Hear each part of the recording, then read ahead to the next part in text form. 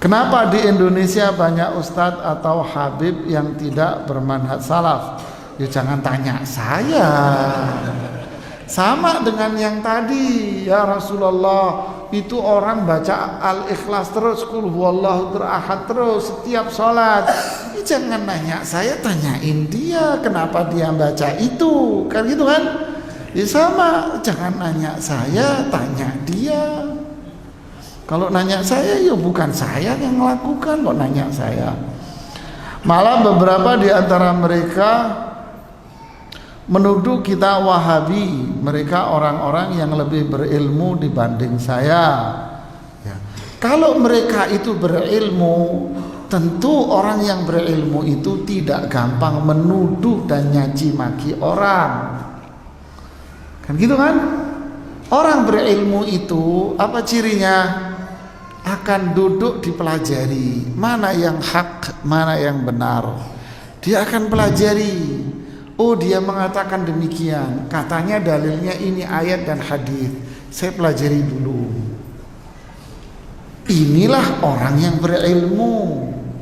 Tapi kalau dia tanpa mempelajari, tidak melihat argumen dalilnya Quran dan hadis, langsung dia main berondong saja.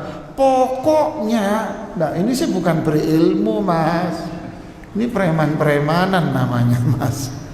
Kalau berilmu tidak, dia akan duduk, dia akan pelajari. Kalau dia nggak paham, diajak diskusi yang baik, bukan saling mencelah dan menuduh. Laisal mu'minu bita'an, orang mukmin bukan tukang mencela. Walal fahish walal badhi, bukan orang yang ngomong kotor. Gara-gara berbeda sama dia, nggak sama dia, langsung dia ambil senapan, tembak dia, Wahabi, aliran sesat, jangan didengarin. Loh, ini bukan cara ilmiah. Kalau cara ilmiah, ya ayo kita duduk, kita pelajari. Kenapa? Karena Allah yang menurunkan semuanya. Sesembahan kita satu, Nabi kita juga satu, kitab suci kita satu, rujukan kita juga satu. Ayo kita kembali kepada Quran, ayo kembali kepada hadis, ayo kita minta penjelasan kepada para ulama zaman dulu. Kita buka kitab-kitab referensi yang akurat. Oh, mau belajar tafsir, ya udah ayo kita buka Ibnu Katsir dan yang lainnya. Oh, mau belajar hadis, oh ini hadis Bukhari, Muslim, ya ayo kita buka Ibnu Hajar Al-Asqalani, Fathul Bari, itu madhab Syafi'i. Ayo kita buka penjelasan dari Sahih Muslim yang ditulis oleh Imam An-Nawawi Al-Minhaj fi Syarhi Sahihi Muslim. Kita buka, ayo kita pelajari satu-satu. Setiap kitab hadis pasti ada penjelasan dari para ulama. Oh, kitab Sunan Abi Dawud, oh ada penjelasannya, Aunul Ma'bud fi Syarhi Sunani Abi Dawud. Oh, hadis riwayat Imam Tirmidzi, oh ada penjelasannya, Tuhfatul Ahwazi fi Syarhi Sunan Tirmidzi. Oh, ini riwayat Imam Nasai, oh ada penjelasannya, Hasyiat As-Sindi ala Sunan An-Nasai. Semua ada Pak penjelasan hadisnya dari para ulama. Ayo kita duduk sama-sama, kita pelajari. Jangan nggak mau belajar, nggak mau tahu, main tembak. Ya ini bukan orang berilmu namanya. Mereka lebih paham bahasa Arab dibanding saya. Loh, kalau paham bahasa Arab, ya nggak nuduh juga Pak. Ya ayo kita pelajari kaedah-kaedah dalam bahasa Arab. Ya ayo kita pelajari. Yang ngerti bahasa Arab, kaedah Arab siapa? Ya orang Arab zaman dulu. Kita ayo duduk belajar. Jangan mempelajari bahasa Arab dengan selera kita. Yuk lain.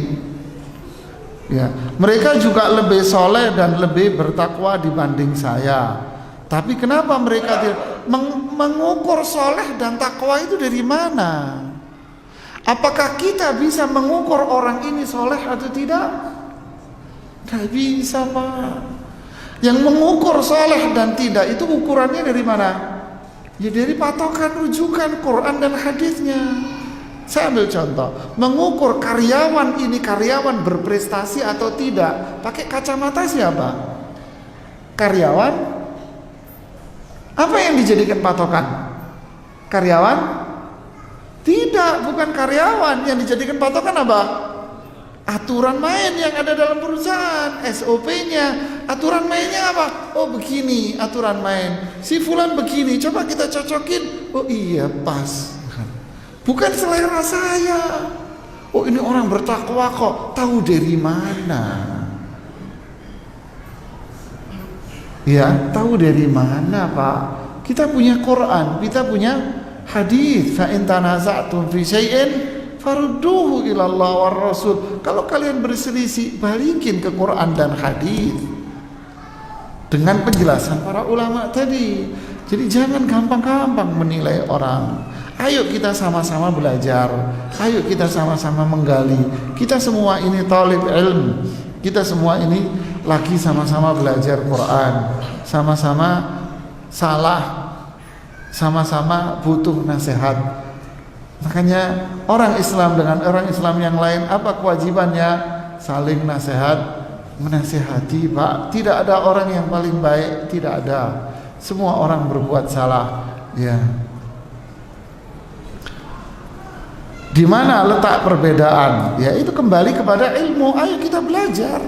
Kalau kita nggak belajar, ya kita tidak tahu letak perbedaan kita di mana. Karena karena mengukur kebenaran itu bukan dengan pakaian, dengan keturunan, dengan nasab, tidak. Mengukur kebenaran itu dari mana tadi? Quran, hadis Nabi, Pak. Kalau kita pelajari Quran, kita pelajari hadis, kita akan tahu, oh saya salah di sini, oh ini salah, oh berarti yang ini benar, oh saya kerjakan ini yang benar. Bukan mengukur kebenaran itu selera saya pribadi dan selera Anda dan selera kita semua. Kalau mengukur kebenaran itu menggunakan selera kita semua, ya rusak Islam ini, Pak. Rusak Islam. Kalau kebenaran diukur oleh semua orang, kullu hizbin bima ladaihim farihun. Akhirnya setiap kelompok menganggap dialah jadi pahlawan. Dia yang paling hebat nanti. Jadi kata kunci dari semua yang dia sampaikan itu apa? Ayo kita sama-sama belajar, ya. Sama-sama belajar dari Quran, sama-sama belajar dari hadis, sama-sama kembali kepada penjelasan para ulama. Itulah yang paling benar. Ya. Faman yastan falyastan nabiman qad mat. Para ulama dulu bilang, siapa yang ingin mengambil suri tauladan, ambillah suri tauladan dari dahulu para sahabat, para ulama-ulama salaf terdahulu. Ambil suri tauladan dari mereka. Adapun kita yang sekarang ini tidak akan terlepas dari yang namanya fitnah, cobaan, kesalahan, kealpahan. Kita semua bisa salah, tapi kita semua punya kewajiban kembali kepada prinsip dasar kita semuanya, Pak.